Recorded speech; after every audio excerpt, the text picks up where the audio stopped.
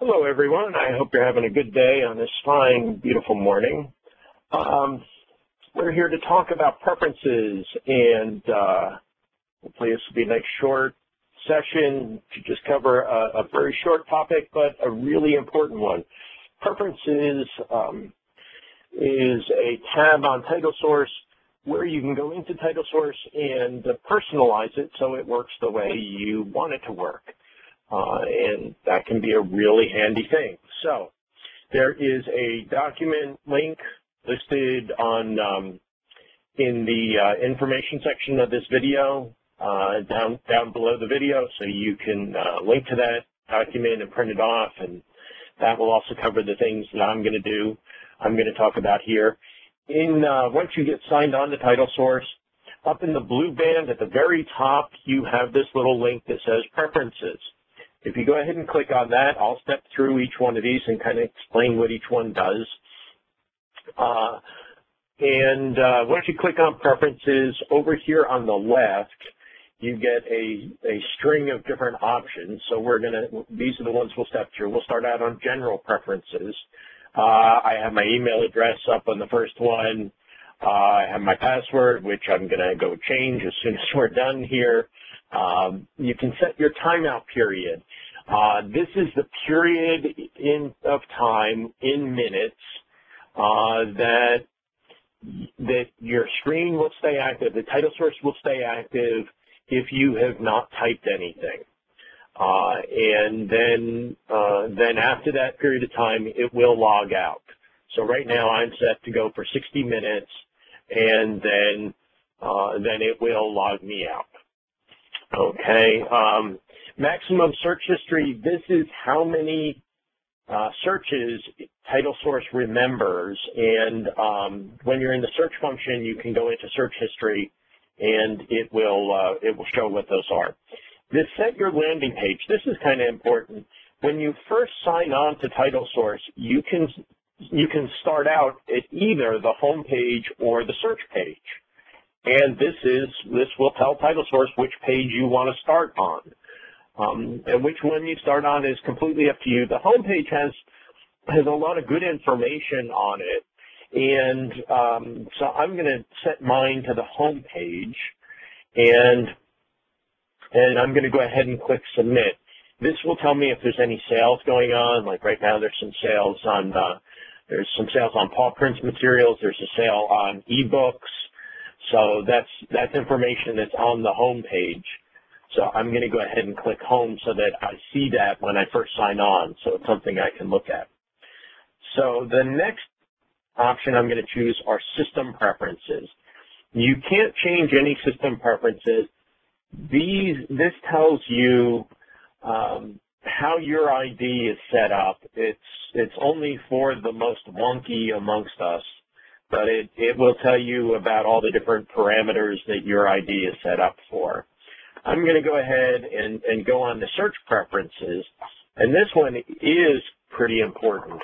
This sets up your search panel. So when you click on Search and you see that search panel, this is where TitleSource determines what to show you as the search in your search panel.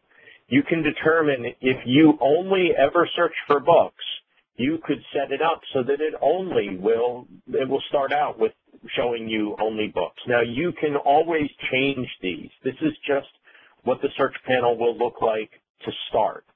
So I can set this to say books, and then in the beginning my search panel for product types will be for books. I can also determine how many search fields I want it to display. Now, depending on your tier, you can have this go up to 20. And I would kind of caution against having 20 search fields. In my experience, having a maximum of maybe 5 to 7 is really all you need, and maybe even fewer. And then what I've done is I've said, okay, I want 7 search fields. I want the first one to say ISBN, the second one to be title keywords, the next one to be review source, the next one to be by-site subject keywords, etc. So I've set up the first 7 here. If I decided I wanted to add an 8th, I could change this to say 8, and then I would go down to the 8th box and choose what I wanted it to be. If at any time after I've used this for a while, I decide, you know, I really don't use the BITEC subject search, but there's another one I would like to change it to, I could come in here, make the change, click in this box, and maybe I don't know, maybe I'm always looking for attributes, although that's kind of an A/B thing, but I can come in and choose, I'm always doing an addition search or something. I could change it to that, and then just remember to always go down to the bottom of the screen and click submit. And then I'll see that. Those are the search parameters. So that's how you set up your search panel. And you can, of course, always come back in and change it anytime you want.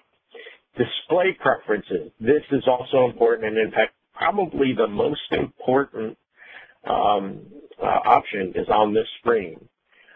This tells me what to do when I do a search, how after I do a search and I get back my search results, how I want it to look. I happen to prefer the brief view. I have a choice of the brief view or the extended view. You may prefer the extended view, and that's completely up to you. But I like the brief view. I like my results to be sorted by date descending. Now, of course, once I get my results back, I can always change this. If I want to see those results in the extended view, I can always pop up to the upper right-hand corner and flip it to extended view. And if I want to change the sort order, I could always change it. So this is setting up how the results will be initially. I can change them after I get them. So this is just how it will start out. I also tell title source that I want to see 20 lines at a time. And so I can set all this up. Now, one little note, if you use grids and you have a lot of grid codes, having this set to extended view and 20 lines per page can cause some performance problems. You may end up waiting a long time to get your search results screen because a lot of data has to get transmitted between title source and your PC. And if a packet of data gets lost along the way, then your PC ends up having to ask for it again, and then title source has to retransmit it again. So if you use grids, this only applies if you use grids, and you want to use the extended view, I would cut this down to maybe 5 or 10 items per page. And that might help performance issues. It might help it run faster. Now, probably the most important option you have in all of preferences is this search panel option, this hide after search. This is especially true if you have a smaller screen. After you do a search, that search panel on the left, that one that we just configured on the last tab, that panel can be configured to be hidden all by itself. And as you can see, I have kind of a nice wide screen.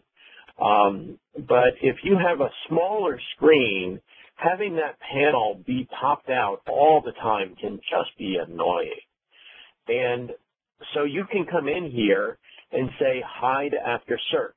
So what will happen is when I do a search and I click the search button, I set up my search panel and I click search, when the results come back, that panel will be collapsed to start with. And I can click on it to bring it back, but it'll be out of the way. And that can be really, really handy. So for most people, you want that set up to hide after search. Now, when you have a really wide screen like I do, it actually is not that bad to leave it out and say show with results. But if you've got a narrow screen in particular, you want that to say hide after search. And again, if you made any changes, click submit. The next tab says cart preferences. Some of these options are similar to the display preferences we did, except this says what happens when I go in and look at a cart or I go look at my carts. So when I go in and look at my carts, I want to see things in the extended view, and I want to see things on cart order descending. That's how I want them sorted.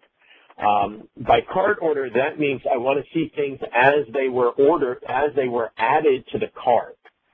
So newest things that were added to the cart will be at the top of the list. Things that were added previously will be at the bottom. But I could change this. I could have them sorted by publication date or by alphabetically, by title, or all sorts of different options. And again, this is just the initial sort order. I can change them when I'm looking at the cart. All right, so right now I have it cart order descending. Discount plan. This takes effect when I create a cart.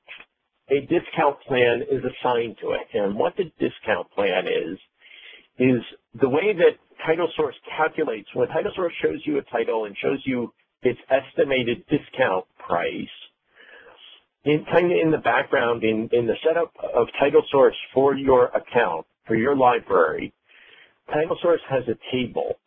And in that table, it has the values it needs to calculate out what kind of a discount you get for each type of binding. And so that table gets a name. It's called a profile, and it gets a name. And so in this drop-down box, you'll see the name of the profile that exists for your library. So there's probably only one. So you would come into this drop-down box and find the profile for your library. It's not going to say CLC profile. It'll be the one for your library, and just make sure it's there. It should already have been there. You should not have to change it. It should have been there when we set up your ID, but that's what it does. If for some reason, this is really, really rare, but we made a brand new profile for you, we need to go in and change that on your ID so that when you created a new cart, it would use the new profile to calculate discount prices. This default account, the default account is determines that when I create a cart, this says that I want that cart to be assigned by default to this account. So in this drop-down box, you would choose the account that you use most often. You can always change it. You can change it while you're creating the cart, but why not just set this to the account you use the most often and save yourself a click or two when you create accounts, when you create carts.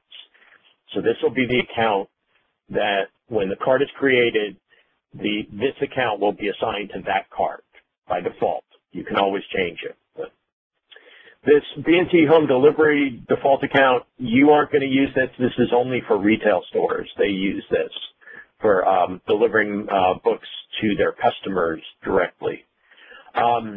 This default do not exceed, this is DNE is do not exceed.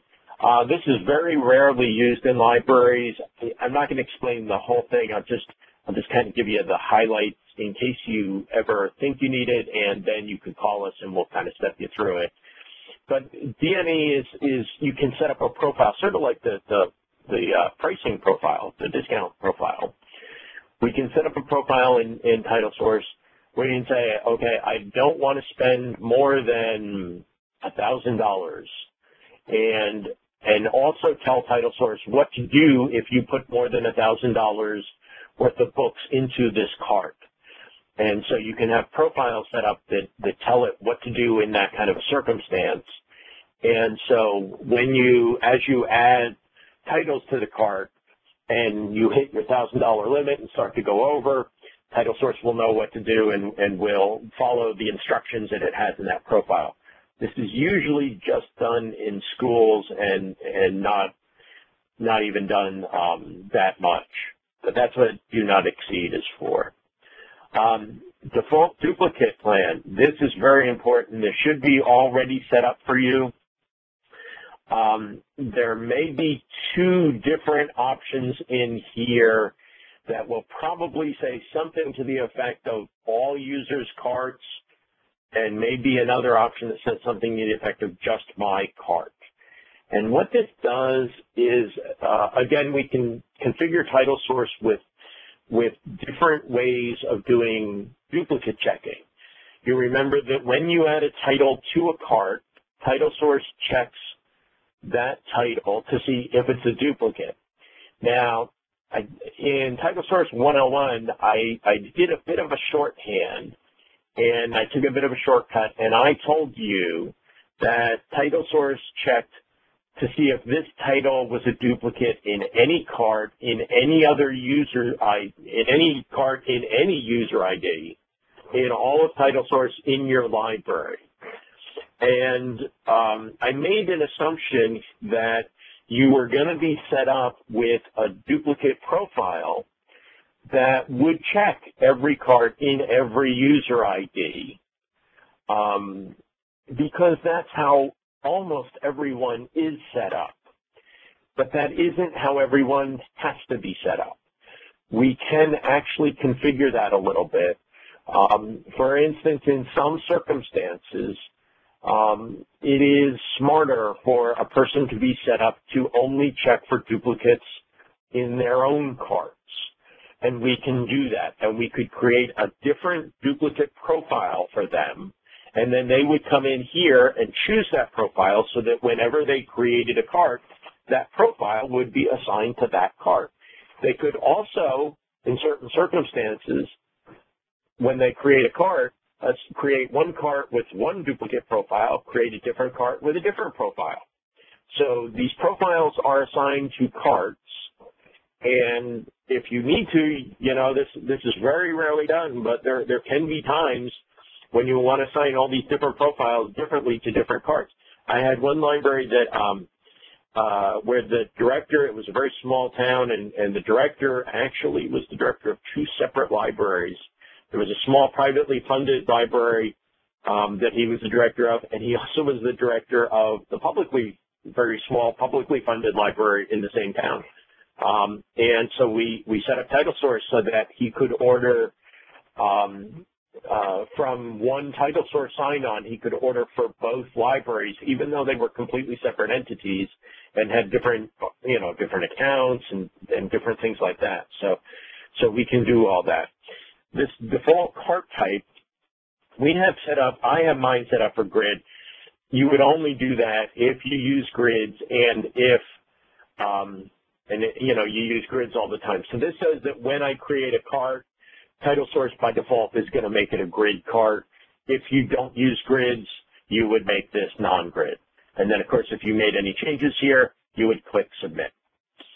Okay. Grid preferences, there's not a whole lot here, and of course you would only do this if you use grid preferences or if you use grids.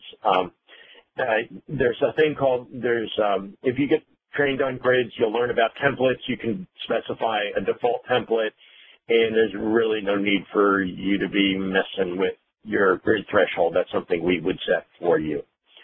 Under warnings and agreements, I'm going to start with the bottom one. The bottom one is the user agreement. This is the first time you signed into Title Source.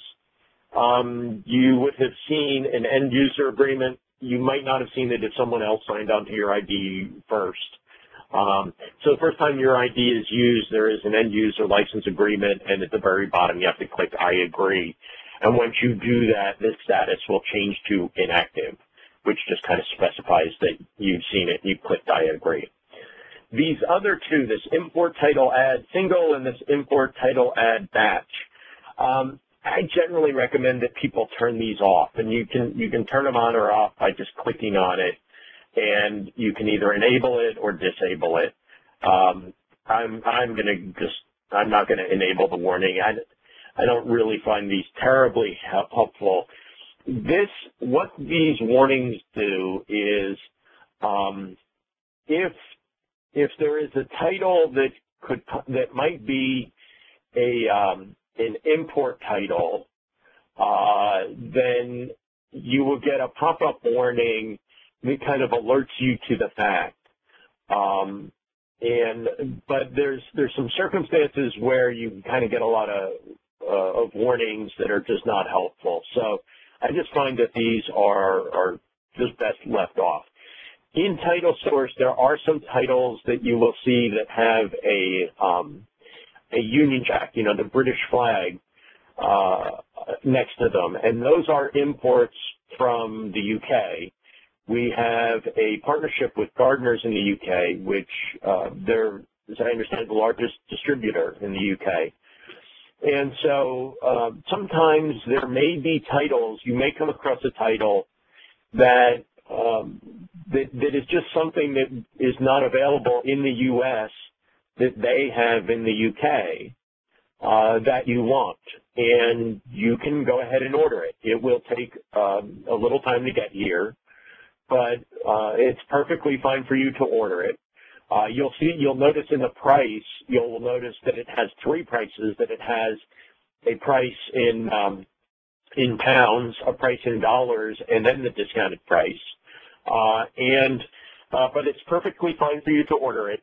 If there is an American version, it is almost always a lot cheaper for you to order the American version. So you should be a little careful about ordering those. But then there are times when there might be a particular issue or something that you really want that is. So just be careful. But those are the imports that you might possibly be getting. And it's just those. And they have the little British flag on them, so you would notice them anyway. So that's why I go ahead and turn these off. And that really pretty much covers everything I had to talk about preferences and personalizing the title source to make it work for you. If you haven't already, be sure to download the document and keep it in a handy place so you can go back to and refer to it. And I thank you for your time and your attention. Thanks.